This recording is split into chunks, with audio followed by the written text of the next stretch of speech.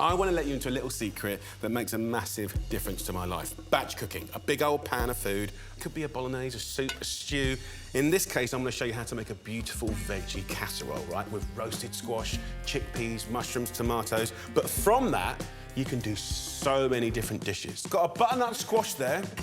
Very carefully, put the tip in the centre and then go carefully all the way down and then rotate it carefully all the way down and then take these seeds out. So what I want to do is amplify flavour of veggies all the way through this recipe so you don't just get kind of boiled veg, you get delicious food. So by roasting the squash, we're going to literally double or triple the flavour.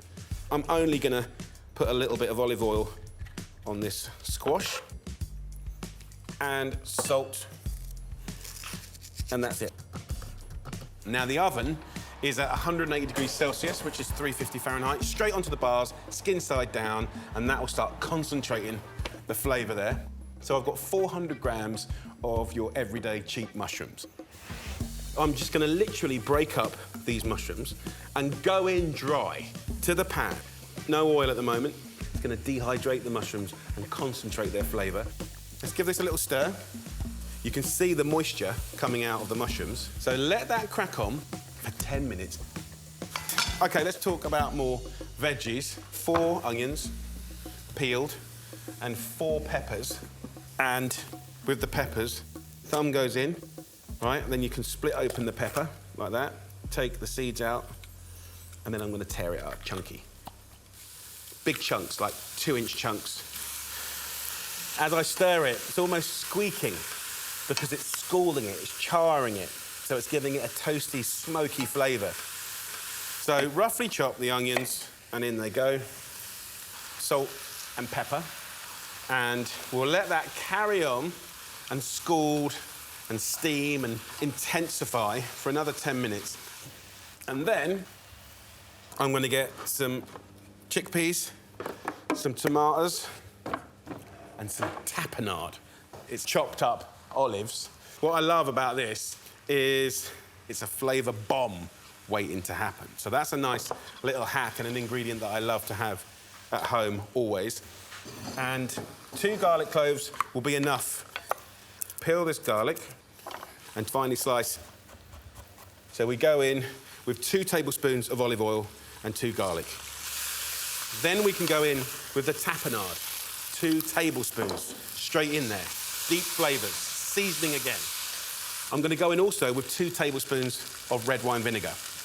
And what that will give you is this beautiful kind of sweet and sour veggie base, deep in flavour.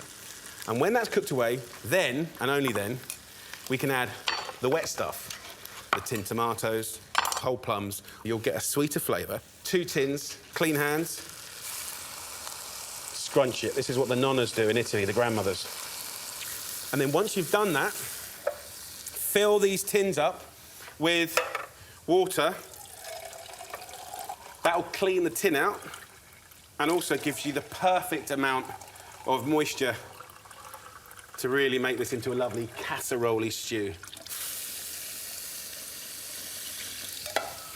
And then the chickpeas. Now you can go for cheap tinned chickpeas and they're nice. But the extraordinary chickpeas are the jarred ones, right? They're more expensive, but they're twice the size. They're twice as delicious, and they're creamy and amazing. So look out for these in delis. You can get them online. You can get them in certain supermarkets. So whether using jars or tins of chickpeas, go in with them, juice and all, right? All the juice. That juice is very useful. Beautiful. Bring that to the boil. Let me just wash my hands. So look, as that comes to the boil, you'll see that begin to thicken. So give it a nice stir, tiny little bit of seasoning, not too much, because it's going to reduce down. Hopefully what you've got from this method is that I'm commanding flavour out of veggies at every stage, and I'll finish it in the oven. Let's check in on the squash. Look, we've already got a nice bit of colour there. You might want to use a pair of tongs. I'm going to place that squash on the stew, like that. Just push it down. And then place this back in the oven. So we'll carry on cooking that at 180 degrees Celsius, which is 350 Fahrenheit, for like an hour and a half until everything is just gorgeous and cooked through. And then you can stir that squash in big hunks through it. That amazing casserole took less than half an hour to put together to get to that stage. And then you let the oven do all the work. So it smells amazing. It's had an hour and a half. Look at it blipping away. I love it when it does that. Proper hearty food. Get yourself a spoon. Now, the reason that I've roasted the squash on top is so you get maximum roast, which is maximum flavour. Also, the skin on butternut squash is utterly delicious, like candy. Get a spoon in and just break it up into little hunks of squash. Give it a nice little mix up, then have a little taste.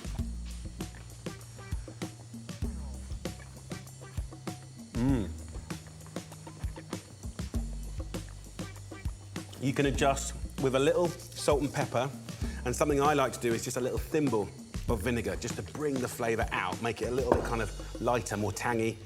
That is a great dish in its own right. Oh, massive flavour. So there you go. 1 pan squash and chickpea casserole. What are you waiting for? You need to get some of that in your life. What I tend to do is freeze most of it, but from this dish, there's so many things you can do. You can rustle up loads of different dishes with flavours from all around the world. Go Italian and simply have it with toast, delicious pesto and buffalo mozzarella. Or serve it Spanish style with chorizo and potatoes. And I love to spice up my chickpea and squash casserole with curry paste to turn it into a gorgeous veggie curry. Look at this. Or my favourite curry. Do you prefer veggie curry to me? 100%. Pet, sort your dad out. Go on. This is the best they ever done.